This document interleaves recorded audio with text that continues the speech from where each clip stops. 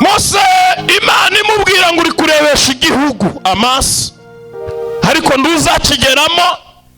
Hari ibintu bitatu zatumaga aya magambo Imana iyamubwira. Icyambere, yari afite ibyaha bitatu yaregwaga, kandi ndabibutsa nanone mbere yuko ngomeza, Satani agira ibitabo yandikamo, n'Imana ikagira ibitabo yandikamo, tukagira itandukaniro. Satani nta burenganzira afite bwo kumenya igihe wihaniye, kuko abugiza yagutoba. Ariko hari ikindi Imana yacinze Satani, nta burenganzira yagira bwo kukubona ukora icyaha ngo abone n'igihe wihaniye. Kubera iyo wihanye hari ubundi burenganzira ugira, hari ikindi cyerekezo ugira, hari ayandi masezerano uhabwa, hari iyindi ntebe Imana ikujyanamo, hari ukundi kureba Imana iguha, yarangiza igakingiriza Satani, wagakomeza akakurebera mu byakera, Imana igutambutsa mu bishya. Yo mana ngorera we, bwira mugenzi ngo Imana igutambutse mu bishya, ikubagiza ibyakera. Pose amaze kubivuga, tumukomera amashyi mu izina rya Yesu. Mukanya ariko dusengera. Mose Imana yari yamubwiye ngo akubita ku gitare rimwe, akubitaho kabiri. Uko Imana ikubwira ngo ntukore icyaha ukananirwa ukagikora kuko wambaye umubiri. Hari igihe abantu babesha Imana akarahira ibintu atazashobora.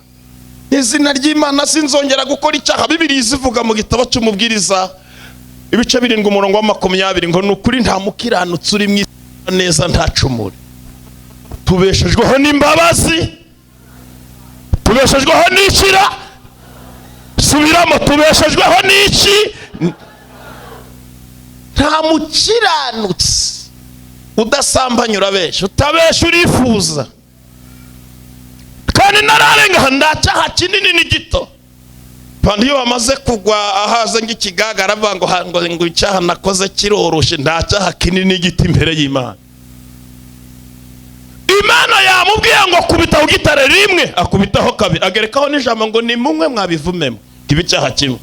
Kabiri, Imana yarabwiye ngo nduzarongora umunyamahanga, arongora umugore bitaga Zepura umunyamahanga, kibicyaha cya kabiri. Gatatu, icyaha cya gatatu, umunsi yazanaga amategeko, aya mategeko yari yanditswe n'urutoke rw'Imana, amaze iminsi 40 n'amajoro 40. Mbibutse, Mose niwe wenyine wabashije kuvugana n'Imana kurusha abandi bahanuzi babayeho. Abandi tuyumvira mu ijwi. Mose w'Imana yarababwiye ngo ndakwereka ubwiza bwanjye burabagirana. Ariko umunsi yazanaga amategeko ananirwa kwihanga, ngo asanga Kora na Datani Abiramu baremye ikigirwamana cy'ikimasa, barimo barakikubita imbere. Ni wowe Mana yadukuye muri Egiputa. Iya Mose yarananiwe ngo azabiranwa n'uburakari, afataye bya bisate Imana yanditse. Uzasome Bibiliya ngo yarabimenye, Imana imutuma kwandika ibindi, kubaza ibindi bisate, akongera akanandika, Imana ikamufasha ariko ari we wabibaje. Bibiliya ivuga ngo iki? Ivuga aya magambo, kurikirana gato. Bibiliya iravuga ngo yarayafasha yakubita kuri icyo kigirwamana, Kora na Datani Abiramu babumze. Imana yari yarangije kurakara, ifata Kora na Datani Abiramu yasamura ubutaka bararigita. Ndiyabona ko Imana yabahanye. Abirebeye wa mu mubiri, kuko nubwo yari ari mu mwuka w'iminsi 40 n'amajoro 40, yari yambaye umubiri. Hanyuma ngo ahita ategeka, Kora na Datani Abiramu barigise, ahita ategeka ngo abandi 3,000 bakurikiye Kora na Datani Abiramu batwika icyo kigirwamana, banywe ivu ryacyo, hapfa abandi 3,000. Iki rero ndararenga, nicyo kitandukanya Mose na Yesu. Mose yasenze iminsi 40 n'amajoro 40. Yesu aza yasenze iminsi 40 n'amajoro 40. Mose azanye amategeko, hapfuye abandi 3,000. Yesu azanye umwuka wera, habatezwa abandi 3,000. Ntabwo nyumvisha ngo ukomere Imana amashyi n'impundu. Komera Yesu amashyi.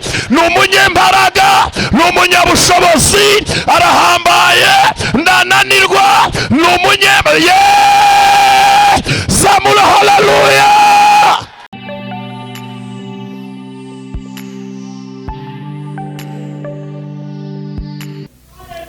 Apotre ni ugiye gukoresha hariya, hari ikindi gigiye kuba mu minota iri inyuma gikomeye. Dukomere Imana amashyi mu izina rya Yesu.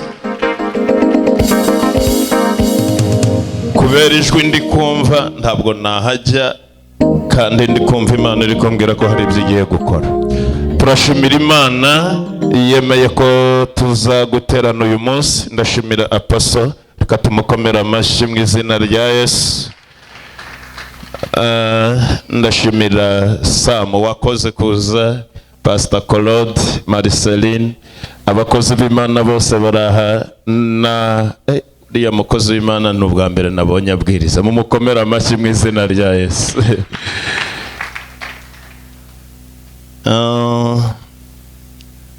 Bega amashyi, ntabwo twakomera Imana amashyi menshi.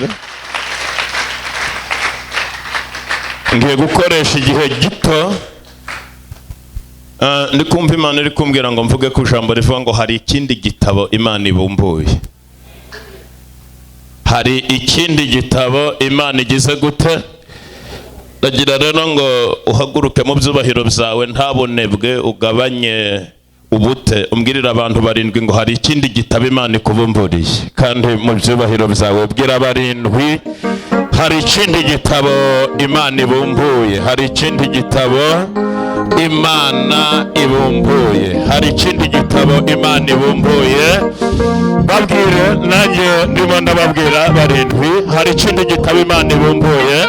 Hari ikindi gitabo Imana ibumbuye mu izina rya Yesu. Hari ikindi gitabo, hari ikindi gitabo nyarudindiri Imana ibumbuye mu izina rya Yesu.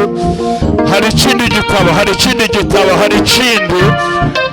Kola bala kota sibi di holy my enegla. Jesus. Noneho ndashaka umuntu utera haleluya n'imbaraga niba ari kunyumva. Oh la la ba shikotita. Samula haleluya. Haleluya. Onyera haleluya, haleluya, haleluya. Yeah. Onyera haleluya. Hari ikindi gitabo,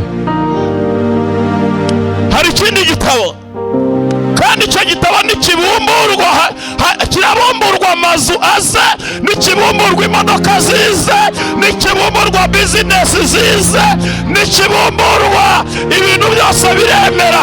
Zamura haleluya.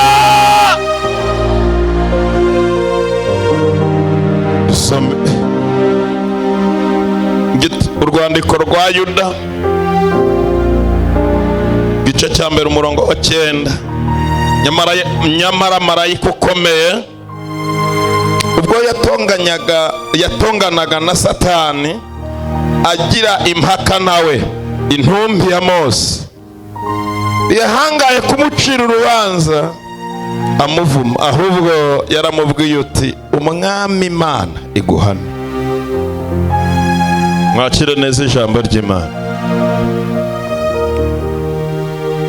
Gurira kuri piano gato ndirimba indirimbo ya 88 h'igitero kimwe. Numvaye sanyemeza kumbuzimbaraga ngonje mu sengiteka ntacyo nza muhurana yanyishuriye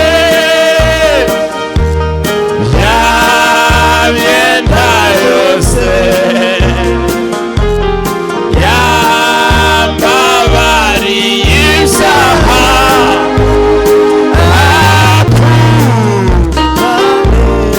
yanyishuriye yanyishuriye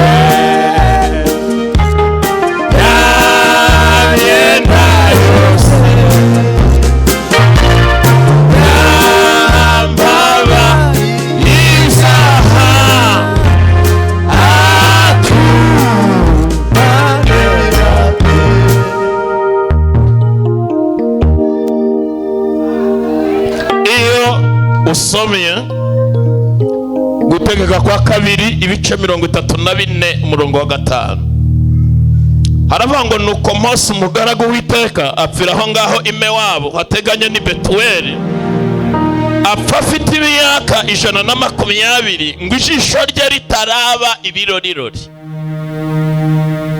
Shako tuvuga gato kujambo rivuga ngo hari ikindi gitabo Imana ikubumburiye.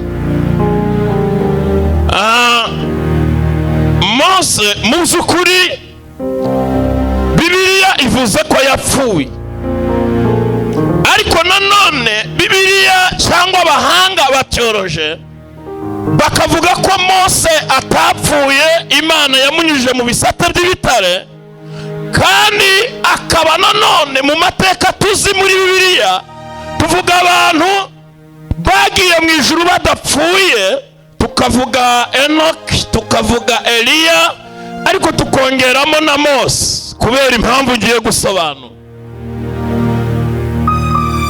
Mose Imana imubwira ngo uri kurebesha igihugu amaso, ariko nduzakigeramo. Hari ibintu bitatu zatumaga aya magambo Imana iyamubwira. Icyambere, yari afite ibyaha bitatu yaregwaga, kandi ndabibutsa nanone mbere yuko ngomeza, Satani agira ibitabo yandikamo n'Imana ikagira ibitabo yandikamo, tukagira itandukaniro. Satani nta burenganzira afite bwo kumenya igihe wihani, kuko abugize yagutoba.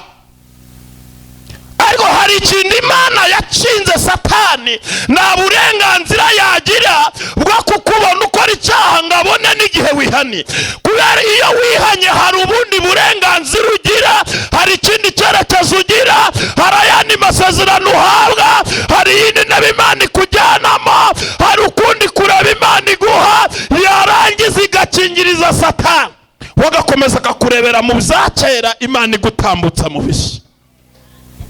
Yo mana ngorera we, bwira mugenzi ngo Imana igutambutse mu bishya, ikubagiza ibyakera. Pose amaze kubivuga, tumukomera amashyi mu izina rya Yesu. Mukanya ariko dusengera. Mose Imana yari yamubwiye ngo akubita ku gitare rimwe, akubitaho kabiri. Uko Imana ikubwira ngo ntukore icyaha ukananirwa ukagikora kuko wambaye umubiri. Hari igihe abantu babesha Imana akarahira ibintu atazashobora. Izina ry'Imana sinzongera gukora icyaha. Bibiliya izivuga mu gitabo cy'umubwiriza ibice 7 umurongo wa 20 ngo nukuri nta mukiranutsi uri mu neza ntacumure. Tubeshejweho n'imbabazi, tubeshejweho n'ikira, subiramo, tubeshejweho n'iki? Nta mukiranutsi udasambanya urabesha, utabesha urifuza. Kandi nararenga ndacyaha kinini ni gito. Pandi iyo bamaze kugwa ahaza ng'ikigaga aravuga ngo icyaha nakoze kiroroshe, ndacyaha kinini gito imbere y'Imana. Imana yamubwiye ngo kubitaho gitare rimwe, akubitaho kabiri, agerekaho n'ijambo ngo ni mumwe mwabivumemo kibi cyaha kimwe. Kabiri, Imana yarabwiye ngo nduzarongora umunyamahanga, arongora umugore bitaga Zepura umunyamahanga, kibi cyaha cya kabiri. Gatatu, icyaha cya gatatu, umunsi yazanaga amategeko, aya mategeko yari yanditswe n'urutoke rw'Imana, amaze iminsi 40 n'amajoro 40. Mbibutse Mose niwe wenyine wabashije kuvugana n'Imana kurusha abandi bahanuzi babayeho. Abandi tuyumvira mu ijwi. Mose w'Imana yarababwiye ngo ndakwereka ubwiza bwanjye burabagirana. Ariko umunsi yazanaga amategeko ananirwa kwihanga, ngo asanga Kora na Datani na Abiramu baremye ikigirwamana cy'ikimasa barimo barakikubita imbere. Ni wowe Mana yadukuye muri Egiputa. Iya Mose yarananiwe ngo azabiranwa n'uburakari, afataye bya bisate Imana yanditse. Uzasome Bibiliya ngo yarabimenye, Imana imutuma kwandika ibindi, kubaza ibindi bisate, akongera akanandika, Imana ikamufasha ariko ari we wabibaje. Bibiliya ivuga ngo iki? Ivuga aya magambo, kurikirana gato. Bibiliya Bibiliya irabango yarayafasha yakubita kuri icyo kigirwamana Kora na Datani na Abiramu babumze. Imana yari yarangije kurakara ifata Kora na Datani na Abiramu yasamura ubutaka bararigita. Ndiyabona ko Imana yabahanye. Abirebeye wa mu mubiri kuko nubwo yarari mu mwuka w'iminsi 40 n'amajoro 40 yari yambaye umubiri. Hanyuma ngo ahita ategeka Kora na Datani na Abiramu barigise, ahita ategeka ngo abandi 3,000 bakurikiye Kora na Datani na Abiramu batwika icyo kigirwamana banywe ivu ryacyo, hapfa abandi 3,000. Iki rero ndararengaha nicyo kitandukanya Mose na Yesu. Mose yasenze iminsi 40 n'amajoro 40. Yesu aza yasenze iminsi 40 n'amajoro 40. Mose azanye amategeko hapfuye abandi 3,000. Yesu azanye umwuka wera habatezwa abandi 3,000. Ntabwo nyumvisha ngo komera Imana amashi n'impundu. Komera Yesu amashi, ni umunyembaraga, ni umunyabushobozi, arahambaye, ndananirwa, ni umunyembaraga. Zamura haleluya. Wahaguruka ugatera haleluya. Wazanye umwuka wera akaguha kubaho, akaguha ubuzima, akaguha icyubahiro, akaguha agaciro. Zamura haleluya. Pelekosidi olema enegla. Mose bibizaha bitatu kandi yakoze. Ariko Imana ifite ahantu yanditse. Ndabibutse iki? Imana igira ibitabo bitatu. Abanyanumva bango bibiri ni bitatu. Imana igira igitabo cy'urwibutso, ikagira igitabo cy'imirimo n'igitabo cy'ubugingo. Ni bingahe? Igitabo cy'urwibutso, igitabo cy'imirimo n'igitabo cy'ubugingo. Kangubwira ukuntu Imana igiye kubumbura igitabo ndi wandagare muri uyu mwaka, ikakibumbura ukubaka ngabandi, ikakibumbura ukagira amazu, yakibumbura ugacuruza ngabandi, yakibumbura abana baciga, yakibumbura igisuzuguriro kikarangira, yakibumbura ibyakuvuyeho bikagaru, yakibumbura ubutayu bugashira, yakibumbura ibyari byarananiranye bikemera. Zamura haleluya. Mose rero arapfa. Twasomye ngo nyamara marayika ukomeye ubwo yatonganaga na Satani ngo ndiyahangaye kumucira urubanza, yaramubwiye ngo umwami Imana igira ite iguhana. Mose yabikoze, ariko nanone yahindukiye ajya gusaba Imana imbabazi. Asaba Imana imbabazi, yahindukiye asaba Imana imbabazi.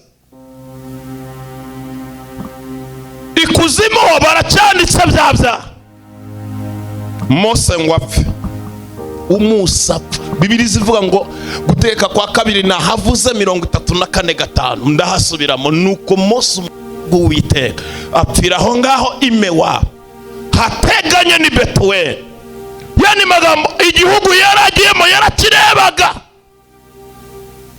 Ariko mbibutse uziko niyo umuntu apfa amenye yari kujya. Niba ari heza ubona ari heza, iyo ari habi urabireba ko uri kujya ari habi kandi ndagarurira uba ufite. Igitangaza arapfuye, ariko apfuye yarihanye. Ngo apfuye abadayimoni baramanuka barazamuka bafata umurambo. Ubundi abadayimoni bamanukanye na Satani ava mu ijuru, bafite ububasha bwo kwihindura inzoka, umuntu, igikeri, kwishushanya muri mwene wanyu wapfuye. Bafite ububasha bwose. Ngo baraza baramufata. Marayika ngo wari urinze umurambo wa Mose ananirwa kurwana iyo ntambara, ngo arirukanga ajya imbere y'Imana. Arabibwira ati dore Mose umurambo bawufashe, narwanye kuva mu gitondo ngeze umugoroba birananirana, nta yandi mahitamo, nibura mureka akagenda cyangwa uri bumutabara. Ngo Imana ibwira marayika Mikayeli, komera Imana amashyi kabyara we. Ibwira marayika Mikaeli ngo genda undebera mu gitabo wajya mu gitabo cy'ubugingo. Arabumbura mu gitabo. Imana ibumbure mu gitabo uyu mugoroba we. Imana ibumbure we. Imana ibumbure we. Zamura haleluya. Barabumbura. Baramubwira ngo Imana ibwira marayika Mikaeli ngo genda untebere. Mose yanditse mu gitabo cy'ubugingo. Asanga Mose ari handitse ijambo Mose. Iramubwira ngo genda hongera ubumbure mu gitabo cy'urwibutso. Hari ibintu Mose yakoze byanditse. Hari ibintu Mose yakoze byanditse. Asanga mu gitabo cy'urwibutso birimo. Mose yakuye Abayisiraheli muri Egiputa. Mose yarasenze Abayisiraheli babona manu mu butayu. Asanga mu gitabo cy'urwibutso birimo. Bafashwe n'inzoka z'ubusabwe. Ashinga igiti gisobanura umusaraba. Ibi byagaragazaga ko Yesu azaza agapfa yarangiza akazuka. Ngibi nabyo yarabikoze. Arongera ati reba neza. Mose yambukije Abisiraheli inyanja itukura. Yarabikoze. Arareba mu gitabo cy'urwibutso. Ibi iyo mbivuze napfa nibuka Mose ari kuririmba indirimbo yaririmbye mu gitabo cyo kuva 15 umurongo wa 3. Aravuga ngo Uwiteka uri intwari mu ntambara. Uri intwari mu ntambara. Ntabwo unanirwa, ntabwo urwara, ntabwo wapfa, ntabwo wikorera amaboko. Uri intwari. Ayi tugire gushakanya. Imana ni nziza we. Imana ibumbura. Ariko wamfasha ongera umbwirire ngo abantu barindwi bikora vuba babwire ngo hari igitabo Imana ibumbuye nta muntu uri bukibumbe. Babwire dore ndabona abantu bicaye. Bikora uhagurutse simvuze ngo bikore wicaye. Niba nta kibazo babwire hari ikindi gitabo kandi icyo gitabo nikibumburwa hari ibintu Imana igiye kurema muri uyu mugoroba utareba ariko Imana ireba.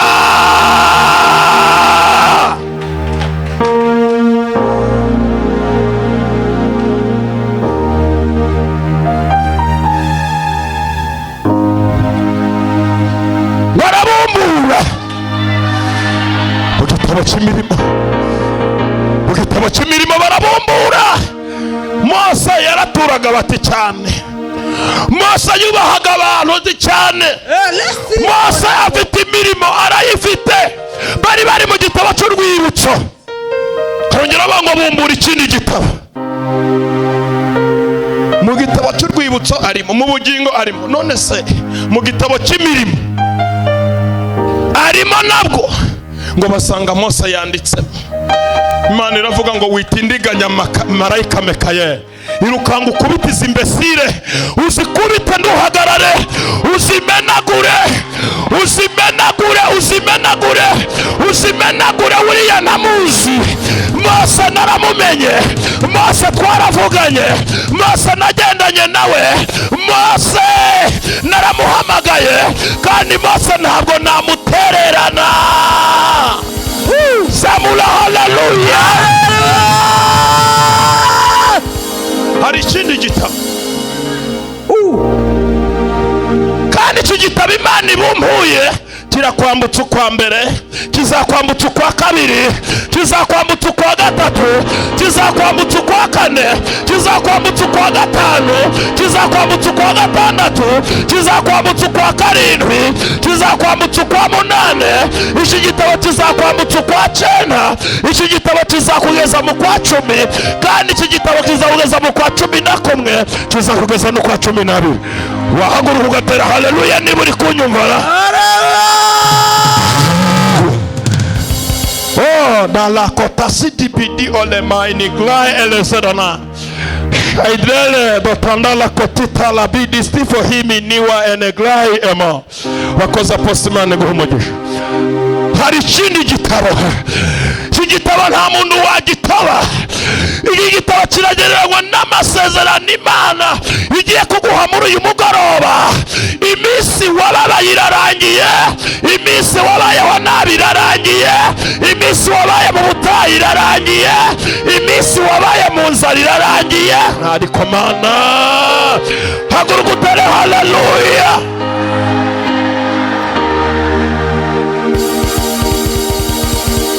Mana iguhe umugisha. Hari ikindi gitabo,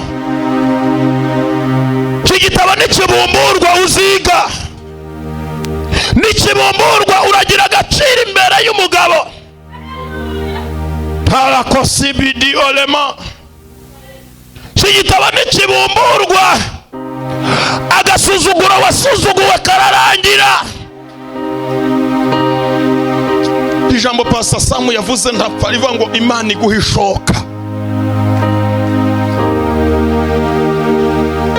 Numva Yesu anyemeza kumbu simbaraga wonje mu sengiteka ntacyo nza muburana yanyishuriye yamye nta yose yambabariye ibyaha atumane. Umvira mpamagaye uko ivuze. Uburenganzira abadayimoni bari bagufiteho burarangiye muri uyu mugoroba. Nima ndavugana n'iyampamagaye, nima ndavugana n'Imana yumva, nima ndavugana n'Imana ishoboye, nima ndavugana n'Imana y'amasezerano. Amaga muhumure ntabwo ndajya hari Imana yambujije. Hagarara gato cyane, tera intambwe ngeshatu cyangwa enye, uvuga ngo uburenganzira Satani yaramfiteho burarangiye. Uburenganzira Satani yaramfiteho burarangiye, burarangiye. Tera intambwe, vuga ngo burarangiye, burarangiye, burarangiye. Uburenganzira Satani yaragufiteho burarangiye. Uraryoshe Yesu we kurusha ubuki. Mana we, komera Imana amashyi uri kunyumva. Ayo ni amashyi Imana yakome cyane, yakome nayiyera. Ushize naravuze ngo Imana igushize kure y'inturuza barasana. Uyu mugoroba Imana hari igitabo ibumbuye, kandi igitabo Imana ibumbuye kiratandukanye cyane, kuko uburenganzira abadayimoni bari bagufiteho urarenga uyu muryango batazongera kugira umwaka urangiye. Imana irakurinda, Imana irabana nawe, Imana iraba mu ruhande rwawe. Samura haleluya. Kaduhanurira isi.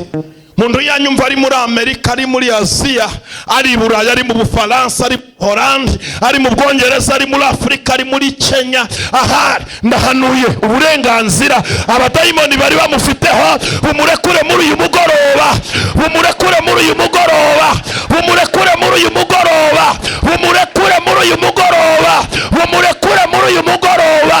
Zamura haleluya. Ndikumva ijwi lelebele kota elezerona. Ndumva ijwi. Hari umuntu hano Anita wakoza yavuze urufunguzo. Ndumva ijwi rimbwira aya magambo ngo wariraga ntabwo azongera kurira, yewe warunaniwe ntabwo uzongera kunanirwa. Akira imbaraga muri uyu mugoroba, akira ubundi buryo, akira ubundi bushobozi. Mana yampamagaye we. Zamura haleluya. Urashoboye. Ndikumvira ijwi rya gatatu riri kumbwira ngo yewe wicaye aha, hanagura mugenzi mu maso ubwire ngo Imana irakuzi ntugihugu. Imana irakuzi, Imana irakuzi, Imana irakuzi ntutinye, Imana irakuzi ntuhangayike, Imana irakuzi ntuhangayike. Bizemera. Nahanura muri uyu mugoroba ngo hari igitabo Imana ibumbuye. Bizemera. Imana iguhe umugisha. Bizemera. bizemera. Tumva ijuru n'inzu Imana irabumbuye ngo wubake, n'ubucuruzi Imana irabutanze. Hari ikindi gitabo umama kuri Imana impaye muri uyu mugoroba, n'abadukurikiranye batwumva. Uburenganzira Imana iguhaye ni iriba Imana itanze abadayimoni batazongera kugiraho ububasha.